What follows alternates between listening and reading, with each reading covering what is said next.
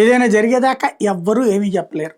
మొన్న పాకిస్తాన్ సంబంధించిన తీవ్రవాద సంస్థలు వచ్చి పహల్గామ్లో ఇన్సిడెంట్ చేశాక ఏం చేశారంట మోడీ, దాంట్లో ఏం చేయలేకపోయాడు, మతం అడిగింది కరెక్టే కానీ ఏం చేయలేకపోయాడు, ఇట్లాగే మాట్లాడుకోవచ్చు. నేను అప్పుడే చెప్పాను, మోడీ అప్పటికి ఒక మాట అన్నాడు, తగిన ప్రతీకారం జరుగుతుందని. అంటే ఏదో జరుగుతుంది, ఇవాళే జరిగిపోవాలా, సాయంత్రమే జరిగిపోవాలి, రాత్రికే జరిగిపోవాలంటే ఉండదు, జాగ్రత్తగా ప్లాన్ చేసుకుని కొడతారన్నది.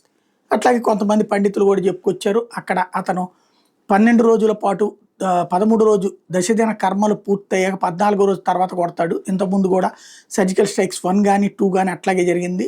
పఠాన్కోట్ ఇన్సిడెంట్ కావచ్చు, లేకపోతే అంతకుముందు జరిగినటువంటి ఏది తర్వాత జరిగిన పుల్వామా ఇన్సిడెంట్ కావచ్చు, వీటి అట్లాగే చేశారు. ఇక్కడ కూడా అదే జరుగుతుంది. అట్లా కరెక్ట్గా 14వ రోజున పాకిస్తాన్కి దుమ్ము లేపి వదిలిపెట్టినటువంటి పరిస్థితి ఉంది.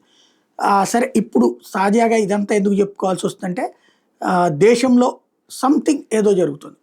ఇప్పుడు పంజాబ్ దగ్గర ఉన్న జలంధర్ ప్రాంతంలో, అంటే పాకిస్తాన్కి 100 కిలోమీటర్ల దూరం నుంచి బిగినయ్యి పాకిస్తాన్ సరిహద్దుల దాకా యుద్ధ విన్యాసాలు చేస్తున్నాయి యుద్ధ విమానాలు. ఇది నెంబర్ 1. మాక్ డ్రిల్స్ చేస్తున్నాయి. ఇది ఏదో విడప్పుడు చేయడం వేరు. నిన్నగాక మొన్న యుద్ధం జరిగాక ఇప్పుడు చేస్తూ ఉండటం, మళ్ళీ ఇక్కడ ఆపరేషన్ సింధూర్ ఆగలేదు లాంటి ప్రధానమంత్రి మోడీ స్టేట్మెంట్లు నేపథ్యంలో జరుగుతున్నది. కాబట్టి ఒక సందేహం. అయితే ఈలోపు నేవీ కూడా డేట్లు ప్రకటించింది.